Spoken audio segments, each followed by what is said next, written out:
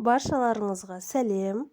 Бүгін біз сіздермен өте дәмді, жұмсақ, әрі ерекше узбекский лепешки әзірлейтін боламыз. Нанды әзірлеу үшін бізге 800 грамм ұн, 200 грамм сүт,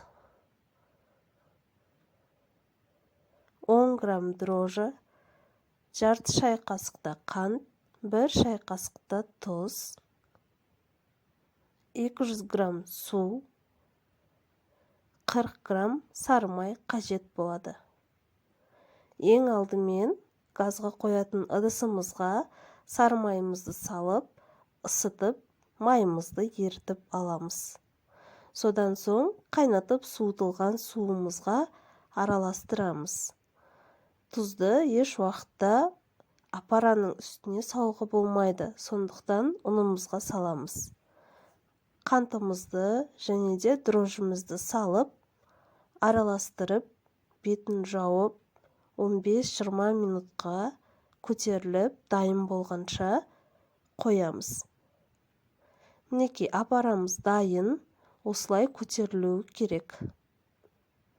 Апарамызды ұнымыздың үстіне салып, қамыр илеп бастаймыз. Қамыр кішкене қаттылау, тығыздау болады. Артық су не болмаса сүт құюдың қажеті жоқ. Бетін жауып, жылы жерге 1 сағатқа қалдырамыз.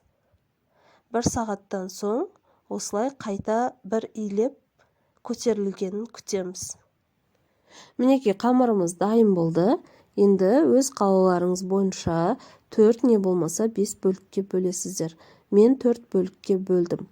Осылай противенге жайғастырып, бетін сүлгімен жауып, расстойкаға қалдырамыз. Кішкене көтерілген соң, ортасын осылай қолымызбен жұдырықтап басамыз. Оны тағы да расстойкаға қалдырып, осылай узор беріп, үстінен жұмыртқаның сарысын жағамыз. Және де өздеріңіздің қалауларыңыз бойынша үстіне қара тмин және де күнжіт себулеріңізге болады.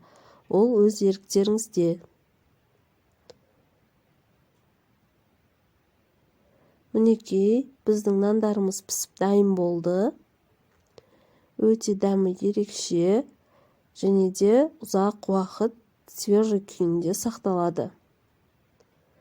Видео ұнаған болса лайк басыңыздар, комментария жазыңыздар және де достарыңызбен бөлісуді ұмытпаңыздар.